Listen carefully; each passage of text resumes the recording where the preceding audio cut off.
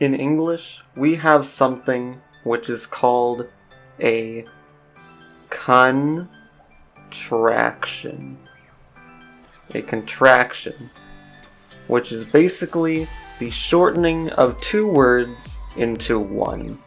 This is good when you're speaking, it helps your speaking flow more fluently, and when you're writing, whether writing like this, writing on your phone, on your computer, whatever. It makes things a bit shorter and a bit more informal.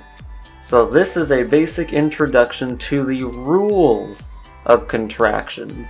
And then in the next few videos, I will be explaining different forms of contractions. So this is the rules, the contraction rules. So first, what is a contraction? Let's say that you have the pronoun I and the verb for the future, will. I will. We've talked about this before in the future tense video and in the pronoun video. I will. Pronoun, verb for something that will happen in the future. I will visit America. I will eat food. I will drink water. I will.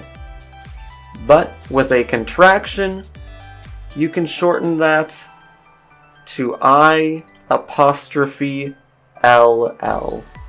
I'll. I will becomes I'll. I'll. In most cases of contractions, and I will go into detail in the later videos on this, the first part of the contraction will disappear. So you'll take away the letters of the second word, put an apostrophe, and put them together. So I will, get rid of the W and I, put an apostrophe, you get I'll. I'll. I will. And this means the exact same thing. I will go to America. I'll go to America. They're the same. This is just a brief explanation to show you what a contraction is. Again, in the future videos following this, I will go into further detail on different forms of contractions and in-depth use of them. So the first rule of contractions is that they cannot follow each other. So you can't have two contractions after each other, which will make sense when I go in depth. So for example, I will not. So as we discussed earlier, I will becomes I'll, but will not also becomes won't. So I will becomes I'll, will not becomes won't. However, they cannot be next to each other. You cannot have I'll, won't, because there's only one verb. Because if you changed this back, I will not. You can only have one.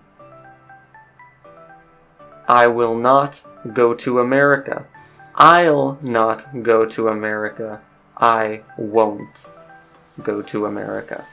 Two contractions cannot be next to each other because there's only one verb that can be contracted, either with the pronoun or with the negation word.